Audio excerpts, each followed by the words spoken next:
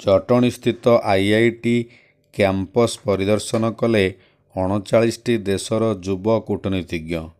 ଜଟଣୀସ୍ଥିତ IIT Bhubaneswar କ୍ୟାମ୍ପସକୁ 39ଟି ଦେଶର 39 ଜଣ ଯୁବ କୂଟନୀତିଜ୍ଞମାନଙ୍କର ଏକ ପ୍ରତିନିଧି ମଣ୍ଡଳ ପରିଦର୍ଶନ କରିଛନ୍ତି। ଏହି ଅବସରରେ ଆଇଆଇଟି କ୍ୟାମ୍ପସରେ ଆଇଆଇଟି ନିର୍ଦ୍ଦେଶକ ଶ୍ରୀପଦ କରକମଲକରଙ୍କ ନେତୃତ୍ୱରେ ପ୍ରତିନିଧି ମଣ୍ଡଳ ସହ ଏକ ଆଲୋଚନା ବୈଠକ ଅନୁଷ୍ଠିତ ହୋଇଥିଲା।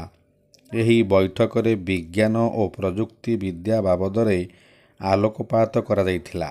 ଏହି କାର୍ଯ୍ୟକ୍ରମ ଆଜି ଅପରାହ୍ନ 5 ଘଣ୍ଟିକା ସମୟରେ ଅନୁଷ୍ଠିତ ହୋଇଥିଲା।